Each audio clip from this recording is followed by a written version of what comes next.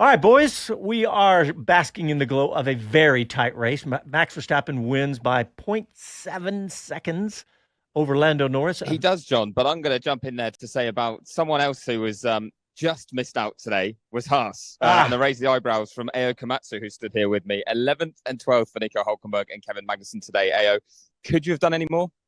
Yes, of course we could have done more. Yes. How? What was on the table, do you think? I think we could have got P10 for sure, especially with Kevin. Kevin started from the back, but he had a good start. He had decent pace on the medium, went long with Kevin. And then we are looking at the gap to Joe. And then we got the pit stop lap wrong, one lap too late. So we came out behind Joe. Shouldn't have happened. And if we came out in front of Joe with the pace he had, he would have got Tsunoda. I'm pretty sure. So that's very frustrating. We've had this sort of talk before where I've said you've normally had a quite encouraging race in earlier races. You've been like, no, we left this on the table, that on the table. I guess now you're trying to get the team into this mindset that no longer is it just a good thing that you're racing in the midfield, but you want to see them taking every opportunity. Oh, 100%. We're here to race. The midfield margin is so small, right? So that last place, again, it was only the last place because of Fernando, So only P10 was available. And then with our race pace, we had chance to get that, even from the back, So we should have done that. And that's why it's just so frustrating when you don't execute everything perfectly. Well, I saw you speaking to Kevin just now. It looked like you're having a bit of a debrief. How impressed were you with his performance? Because there's been a lot of scrutiny both on his performances recently and penalty points. He had to do some racing. No, of course. Then, like I said, I had a chat with Kevin in between Miami and here. Very good chat.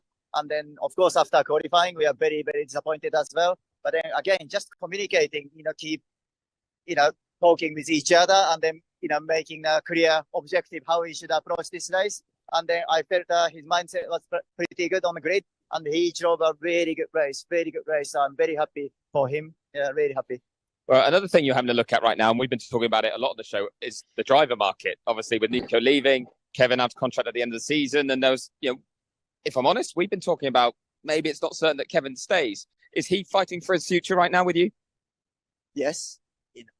Yes. Yeah, I can't say much, but of course, he needs to perform. But then drive like today is very, very good. So now Kevin needs to put the whole weekend together. And who else interests you? We've seen Ollie Behrman in the car. Looked like he did a good job in FP1, but there's a lot of experienced drivers up and down this paddock that I think are looking at your team and see potential. Yeah, I think good thing is because we are performing out on the track, but this is why it's just so frustrating. We should have had P10 today. And then I think other people see that we are a proper race team now. So, our best chance to attract good drivers to have a on-track sporting results. So that's what we're trying to do. You're not going to give me any names, are you? I can't. That would be very unfair for the people I'm talking to. You don't be happy, if you talk to me in confidence and I said I'm talking to you about something. So, yeah. Sorry, we'll talk off air. No, thank you very much. And thanks for your time. Thank you very much. Nice. You looking for a job with another radio show, Chris? Absolutely. I don't think there are any, are there? No, you're all right. I know they won't have me. We are the one and only. Hey, great news story there. He is confirming that Magnussen is on the bubble. Sure. Yeah, but it also is why they looked so happy when they were chatting just then. I think that Magnussen did deliver well today. I think that was a very impressive drive from him because it would be easy to get into a bit of a downward spiral, and I felt like he probably was getting there before this weekend. So that's a good response from him. Yeah, and I also think that if Ollie Behrman is the man, and it seems that to be the case, there's no room at Ferrari for him, so it's the obvious place to go. And if he comes in, he does need a strong pair of hands, and Magnussen is that. Bringing another junior in would be the mistake that Gunter knows he made a couple of years ago with Mick and Mazepin. Yeah, and in the larger sense, everybody is on the bubble. That's a good point. When I spoke with Zach Brown about the way he has transformed McLaren in just a few years, he mentioned that when he came in, the team was in disarray. From his point of view, they'd had 4 or 5 different team principals in the previous 5 years. Yeah, so it was a difficult situation, and up and down the factory staff, which is now about 1,200 people.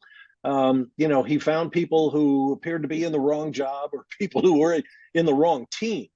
and said that was a tough time because you had to start weeding out and finding better people and moving the pieces around on the chessboard. So, everybody's on the clock. Yeah, You got to do the best job, and you've got to produce. Yeah, I was thinking the same thing, Bob, but let's play this clip. This is Kevin Magnussen after qualifying yesterday. I know that doesn't sound relevant, but I think it really is because he talks about his position. Let's hear from Kevin Magnussen. I don't know what's going on this year, but it keeps happening. Eventually, it's got to stop happening. We don't seem to be doing anything different to everyone else in terms of timings, when to go out and stuff. But it's been, out of the 7 qualifyings, I think 5 of them we had traffic, which caused us problems. On exactly the lap that needs to count, never on the first run, always on the second when the track is better. So don't know what to say. It's annoying. How are you feeling about the race tomorrow? The field's very close. I know this is a track that's tough to overtake on, but can you recover something, do you think? It's not an easy track to overtake, and it looks like a one-stop race. So yeah, not good. But we'll see what happens. Yeah, he sounded pretty downbeat, huh, Gritty? No question. 5 out of 7, and where he claims he was balked, I'm sure there's probably jury's out on a couple of those, but even so, he's had a lot of bad luck, and he's been pinged for stuff that, I really do think that they should take a closer look at the point system, given that he's on the edge, and it's not like he's a dirty driver. It's not like he makes silly mistakes. He's one of the most consistent. Yes, aggressive, but he's a very fair driver. And he's also been under massive pressure from Hulkenberg, who has been outperformed him on it. Right. So, all right, well, let's take a quick break and reset at the top of the hour here, and we'll be back after these messages.